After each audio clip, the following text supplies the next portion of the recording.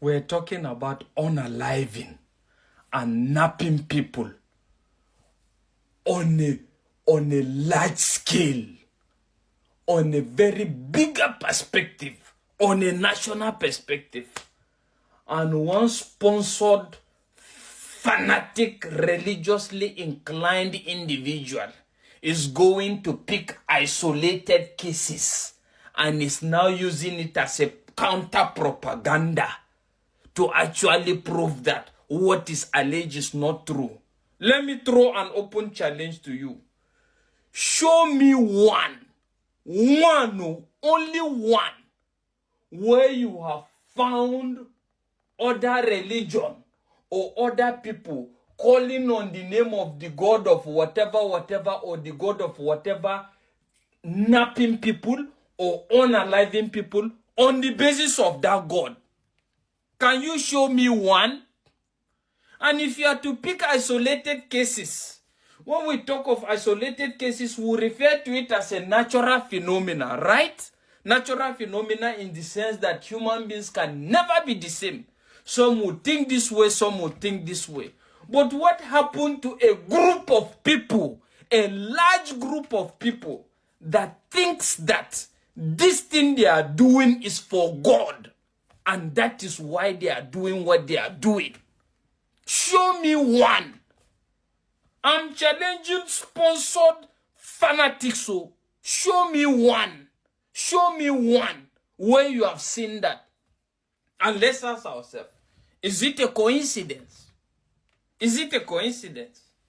In the spirit of this now, you have a lot of people. You hear all the people mentioned are affiliated to fanatical Islam. Not Islam, fanatical Islam.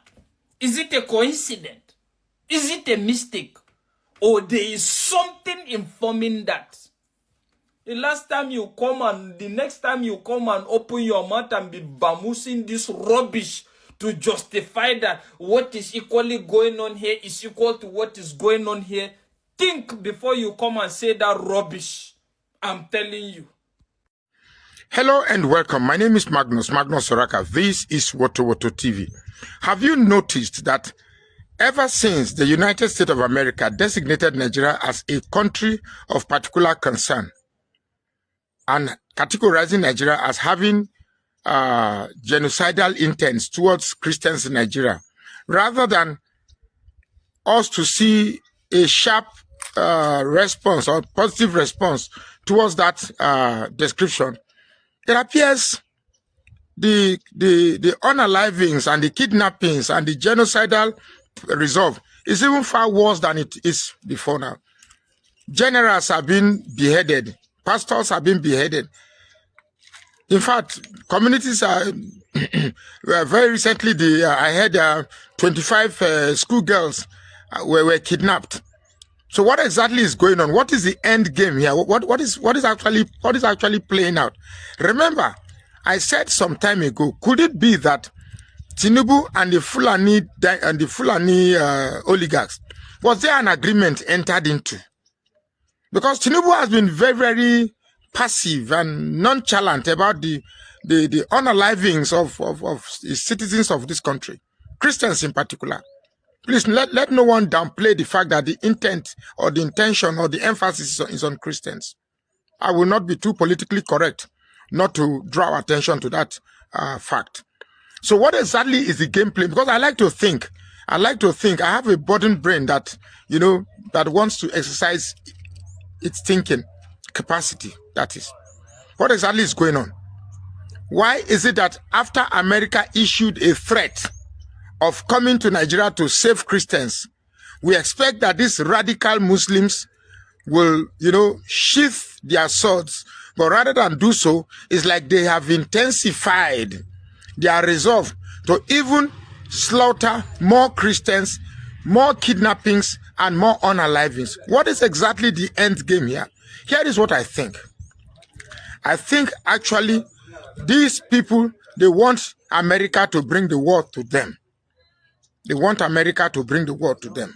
That is what I see. So what happens if America brings the war to them? So what happens if America brings the war to Nigeria, what is the end game here? Because one thing I've respected these northern massacres or these northern bloodthirsty northern extremists is that they think, they really do think. So what exactly is the gameplay here?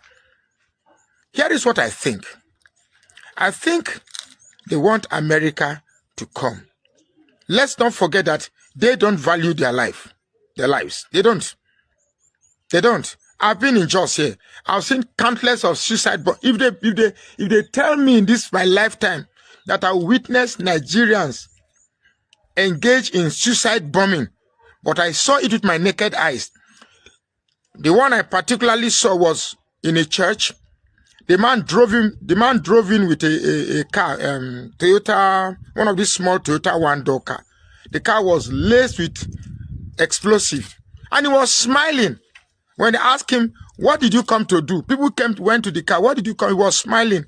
When they saw that he was a Hausa man, the way he was dressed, he dressed very cleanly, but he was smiling. People started running, and before they run, as if those who ran, they knew exactly what was happening. He detonated the car. That was how the car exploded. The church collapsed. The church collapsed on everybody in the church. Luckily, by the grace of God, nobody got injured. It was only one elderly man who was very elderly, about 70-something-year-old man. He didn't even pass on the spot. It was later in the hospital. After 3 days, he passed on out of injuries the body could not sustain. So these are people that are willing to die. So if they're asking America to bring the war to them, they have declared a jihad. And anybody who dies in a jihad is going to visit 72 virgins. I mean, imagine a world of 1 million people. If 1 million men dies and go to heaven, they are heaven. 72 virgins, that means 72 million virgins. In fact, I don't want to go there. But I think these people are not ready. They've never loved this country. They've never want this country to grow. Suppose everybody is a Muslim in this country. What does it bring? What does it benefit? What does it bring? What does it bring? Everybody hits their head on the ground and leave black patches on their forehead. What does it bring? I thought religion is supposed to mold human being into perfection. But this type of religion being practiced in Nigeria is molding people into murderous animals. Depraved people that has brains that are not developed yet. Well, I want to tell you from the south, you from the southeast, you from the middle belt, you that's a Christian. If you think you are going to be crying and complaining and shouting and praying and believing that God is going to help you, you are going to die.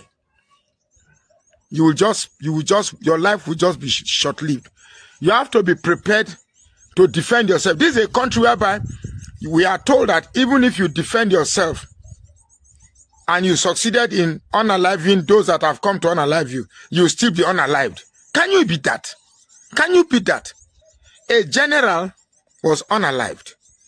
A pastor was unalived, and Khan is doing nothing. No protest. The big men of God who have chopped too much tithe are not talking. So if you think that this government has your interest at heart, you are going to die at the age of 40. You are going to be short-lived very soon. So you better prepared. You better prepared for the worst and be ready to defend yourself. Be ready to defend yourself. If you are still here debating about Tinubu is savior, that, like all these stupid, some of these stupid Yoruba people that comes to comment on my page, it not go better for now. I'm telling you the truth. Tinubu has failed woefully. Tinubu is not in control. Tinubu is not in charge. Tinubu is not in charge of this country at all. He has failed. This is the worst president I've ever seen since Nigeria has come into being. Well, we shall wait and see. But I believe that these people are spoiled, are ready for war. Are you? My